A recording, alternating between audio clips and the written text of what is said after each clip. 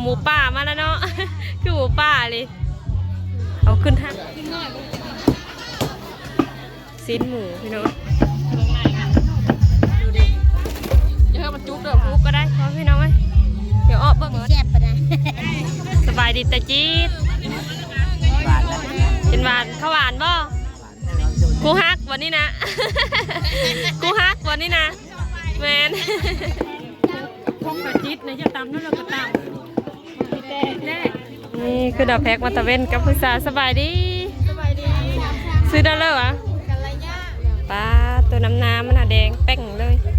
งามเลยเนาะ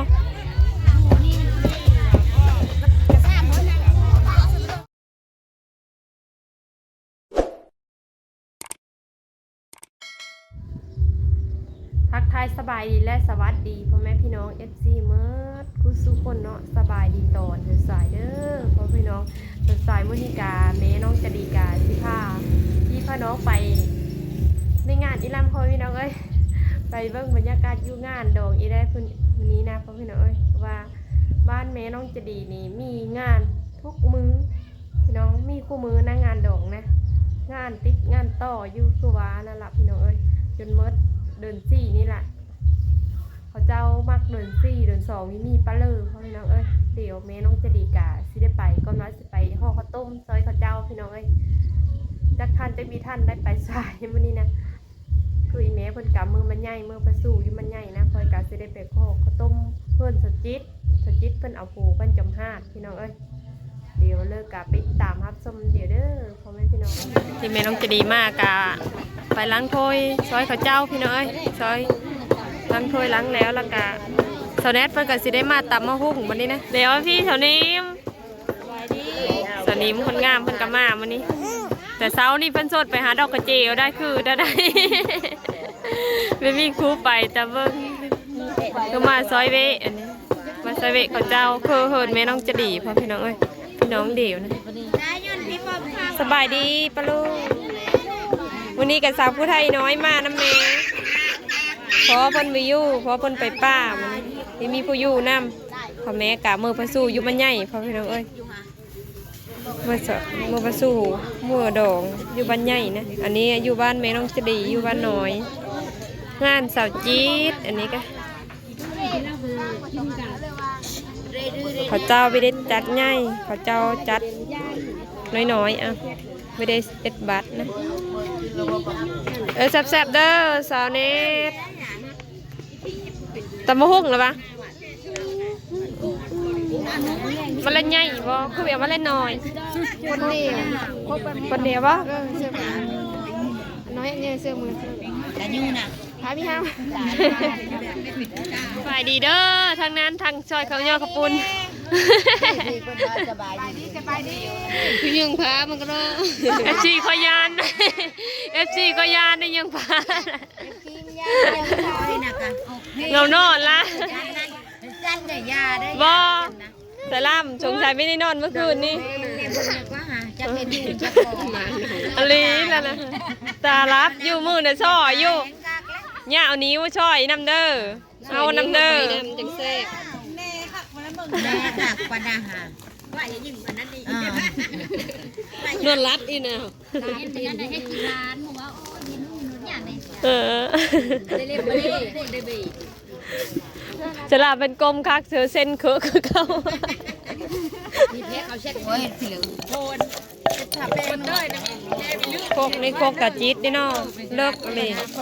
แม่โคกกับนี้โคกกะจิตแล้วอันนี้นะโคกใหม่จำโพแล้วนี่เหมือนจะว่าเชื่อกี่เด้อเชื่อมาหน้าโหดและจุดโซเน็ตลืมเชื่อมาหน้าม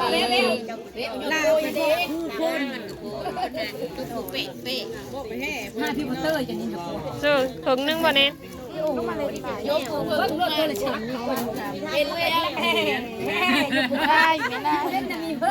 แม่ได้เหรอก็แล้วเป็นตำเสื้อกระสาบแล้วเนาะสแนน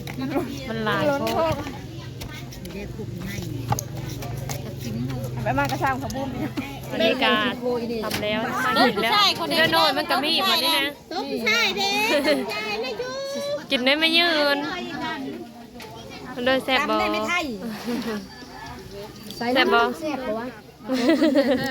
ไอ้หมอลำต่ำก่อนต่ำดูดลำไปเลยแซ่บล่ำไปนั่นเด้อมันจังแซ่บลำมากันทำกันโอ้ยยังร้องไม่เดียวตาบอลนะลูกกันก้นกระตากันก้นกระตามีเรื่องกันกระตาเฮ้ยหอยบ้างคุณใส่ลำบนใส่ลำต่ำได้บอกกูลเบ้าดีๆมันบอกเป็นเด็กเบ้าดีๆมันก็เบ้าละบ้านเลยนะมันไม่ดีอะไรเงี้ยบ้านกูเขาเอิญอ่ะมันกูเขาเอิญอ่ะนี่บ้านย่างมันก็แซ่บด้วยพอดีกินมันดีวะมันดีมันมีพอดีหันมันเอาไปบ่น่ะเอาอีกเอาบ่ไปขนาดมันน้อยเอามันยืดใส่ลำต่ำส้มต่ำมะฮุ่งเมื่อกี้นี้เพิ่นล่ำนะเมื่อกี้นี้นะแซ่บแน่นอนเชฟเลยเชฟกินอย่างเลี้ยงมันเข็นชอบกูเลยโอ้ว้าเละพวกเข็นเสาะพวกเละปมือเจอใครแน่นอนเลิกแป้งโน่นะชูแป้งโนนี่เด้แป้งโน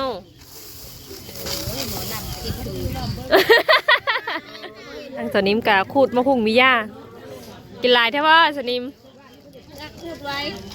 จะเราไปจะเรามาพามนุษย์เห็นที่รอกตาจักตาเพื่อแลจักตาสองคนน่ะจ่อๆอยู่บ่จักแลทางหลัง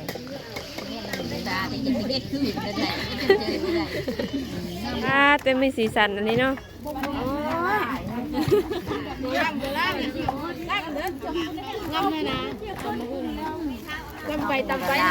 เป็นอะไรแซ่บบ่แซ่บแซ่บบ้านจิ๊กเด่นไม่แล้วไม่แซ่บเป็นแต่บีแซ่บทางนี้ก็กินอยู่ทางนั้นก็ต่ำกะทิเอ้ยสบายดีปะลุงนี่นะนายเจ้านาพี่เลอเบิ่งนี่นายเจ้านาโอ้อยากบอกแล้วเป็นหันหน้าไปทางอื่นสบายดีปะลุงนะหน้ามองอลีนอกินมาแตงโมนะคะกินซุปเป็นกันเป็นแตงโมทั้งหมดกินมาแตงโมเต่าโอนกะทิกับเต่าโอนกันเอาแล้วบอกกิบเย็ดปลาเนี่ยสาต้มนะบอส้มนี่ปลากินแลบเนี่ยกับปลากินหญ้าพี่น้องเอ้ยต้มย่อนะข้าวต้มกับพี่น้องนะกำลังเยอะซุกล็อกก็ล็อกอยู่เนาะห่อเสื้อคนนี้นะซะโน่มาพี่ท่านบอกคอยกับมาพี่ท่าน3 เสานี่ไม่ได้ห่อน้ำขอเจ้าพี่น้องเอ้ยเท่าไหร่กับห่อเสื้อมาโถอันหน่อยมาโถนะจะมีโกยได้เดี๋ยวซุปพวกละจังกันมาท่านเดี๋ยวกินเพื่อพี่น้องเบิ้งเพื่อพี่น้องเบิ้งข้าวต้มบานควายตารางงานกับต้มข้าวต้มพี่น้องหม้อมักง่ายเลยต้มหมดแล้วบ่หรือยังอยู่หมดเท่านี้บ่เป็นสแปงผักกะมานะสบายดีสแปงผักกะมาบ่ข้าวต้มกับซุปก็ได้พอพี่น้องเอ้ยเดี๋ยวอ้อเบิ่งก่อน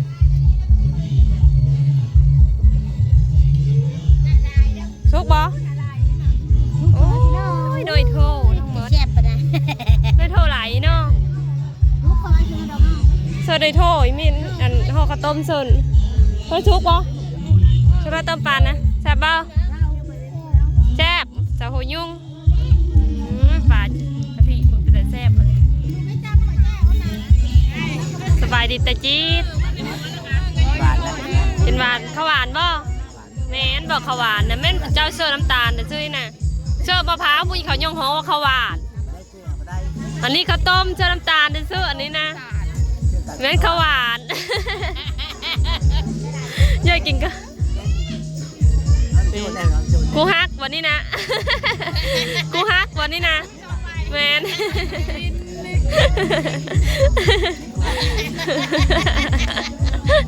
บอกกูฮักแมนโลดแต่จิตบอกกูฮักแมนคนเรากูฮักวันนี้แมนดูนะ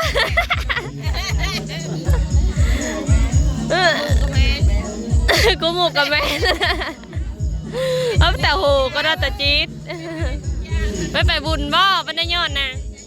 ไปวันไปเลย มื้อนี้ดิมื้อนี้ก็มีไปโยนุ่งชุดแต่แม็กก็ได้เสื้อแว่นอีเสื้ออีเจ้าอย่าไปบุญได้ยอดบุแต่ว่าอันนี้ว่า ไปรักหาวันเจแล้ว เซละเซกระแป้งละ มีเงินแปลงแล้วเนาะ เงินไก่โคกเจ้าเดไปเซอร์นี่คือดอกแพ็กมาตะเวนกับผู้สาวสบายดีซื้อได้เลยเหรอทำตะเวนกับขนมกับก้อนแพ็กกันแล้วนะพระเจ้าไปเด็ดงานใหญ่พี่น้องบัสโซดแล้วนะแพ็กโคตรพระเจ้าบัสนิดแล้ววันนี้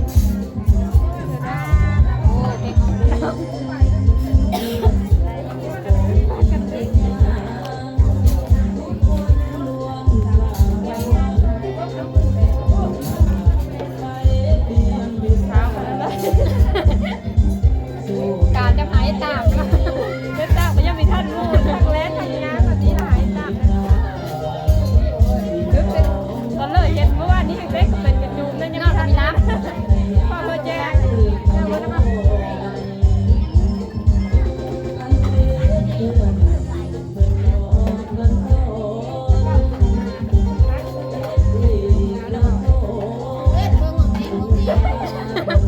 สบายกับการจะยาจะหายตามนี่อะไร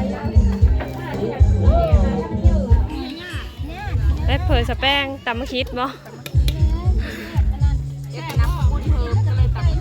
แม่น้อยยำมันมีเพชรน้อยยำมีแซ่บเนาะ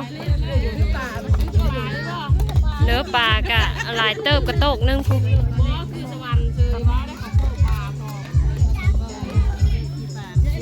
สแป้งยานมากินดอกหน้าตาปล่อยเจอดอกคูฮักกูแพงมาได้เฮ้แล้วมันเอวอ่อนแล้ววะเอวอ่อนบุแรกก็ได้มาตำเนื้อปลาก็เนื้อปลานิ่นได้เล็กน้ำข้าวปุ้นกลางมาตำแล้ว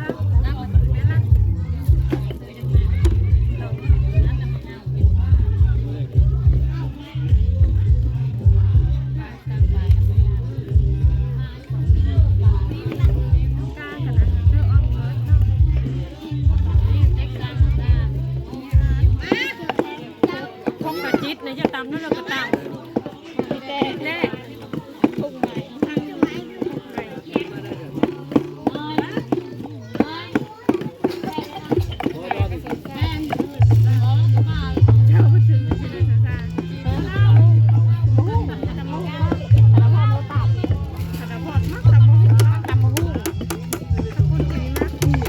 มันน่า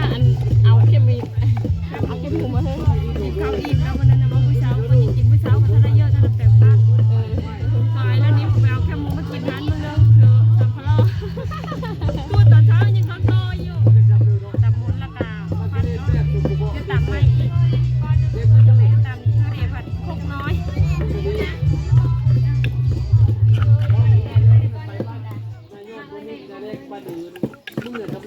นั่นเอาหมูป่ามาแล้วเนาะคือหมูป่าเลยเอาขึ้นห้างขึ้นโคยุตห้างพุ่นนะพ่อพี่น้องตอนนี้กะ2 โมงแล้วยี่ฮอด4-5 โมงแล้วกะเขาเจ้าโคหมูสด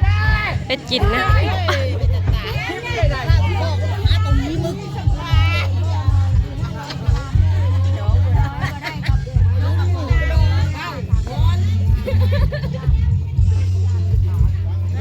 แล้วเนาะปลาตัวน้ำมันแดงแป้งเลยงามเลยเนาะหน้าตาผู้ละเอ็ดนี่นะเบิ้งหน้าตาก่อนผู้นี้บ่เอ็ดไปซาคุณได้พักลาบแล้วบ่ซาคุณได้พักลาบแล้วมากับลาบคุณพักสีน้ำขาวแล้วบ่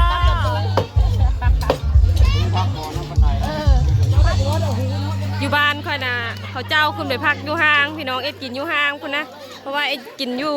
ตั้มพัดย่านหมาหลายนะแถวบ้านแม่น้องจะดีนะพ่อพี่น้องเอ้ย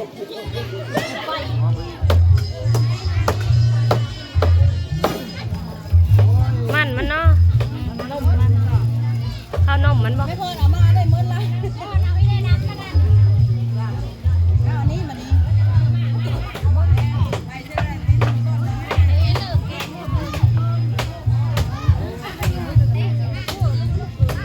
ถ้าเบิ่งตะไก่บ่คือสีนี่เนาะมัน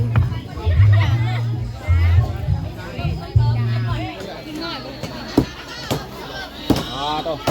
กินนี่ก็ไม่ได้ เฮ็ดเพิ่นพอจะแป้ง ยกเหล้าขาวบ่กินน้ำสิ้นหมูพี่น้องพี่เด้ออันดอกนี่ก็4 โมงแล้วก็ขึ้นมาแพ็คข้าวปุ้นเชิญจานนี่จ้ะสาวแต่งสบายดี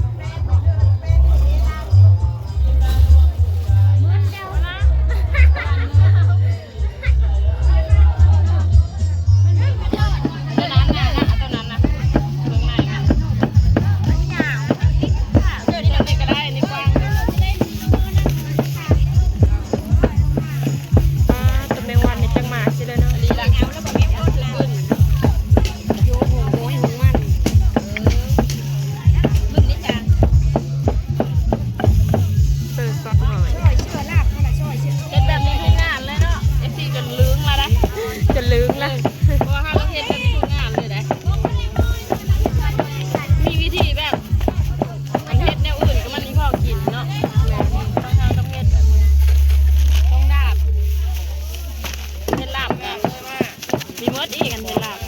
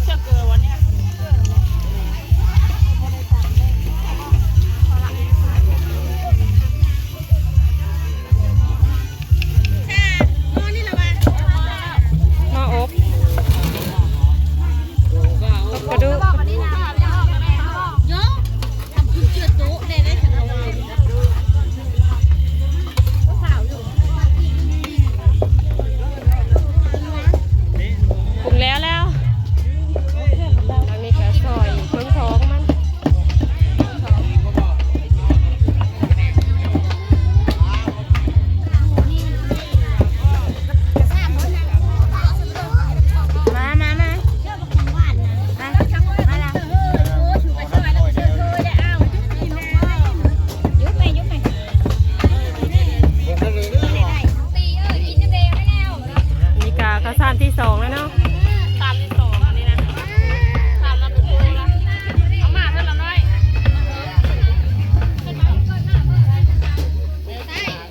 ได้เนี่ยคือลูกคุยน่ะได้เนี่ยได้พ่อเยอะไม่เยอะใส่เยอะนี่ก็ซอยเสื้อดาดนะเนาะดาดชุกแล้วก็สิได้ปึกอันผักกะหล่ำกับอัน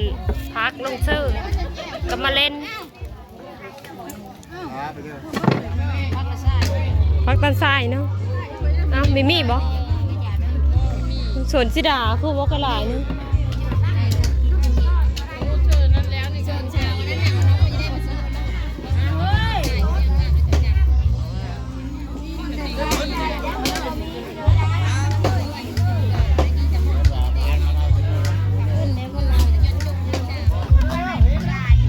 ก็จะซุกแล้วเนาะจังน้อยก็เอาพักพี่เลี้ยมลกมาเสิร์ฟวันนี้นะพี่เด้อบ่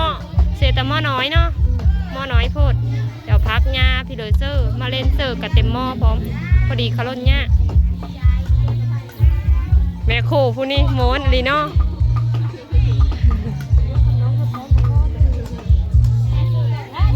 โอ้เหมาแล้วถงชอด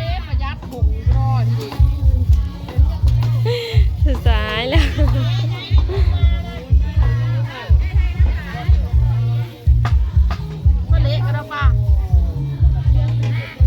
ใส่หึง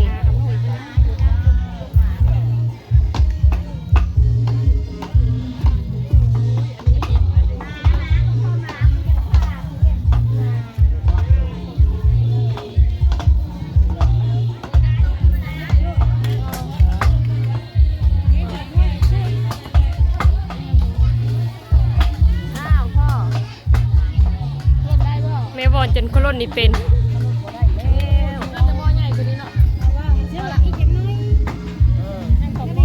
ความบังเด้องั้นแหละนะเอาตัวนี้เอาเบาบ่เบาไอ้ตัวนี้เบาได้กินไม่ล้างเบานะ หอนก็ได้นะ โอ้ยเอาเด้อบางนี่มันรุดชื่อยุ่งมันหอน หอนเอง หอนอะไรเล่าหอน มาเหิดแล้วมันได้ขึ้นมาเผ็ดอันอย่าแพ็กอันนี้แบบนี้นะแพ็กดาดแต่วี่เขามาเย็นก่อนจังแพ็กเขาจะแพ็กเลยผัดยันมันนะพี่น้องติดไม่ได้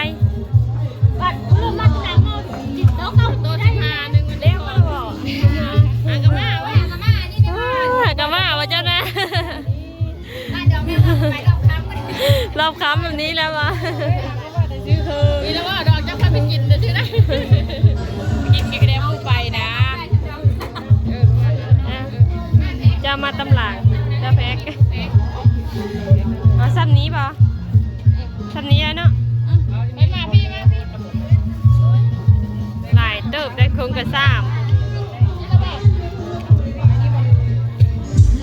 ทางแม่น้องแตนวี่แวบอยู่ทางวี่ทางอัน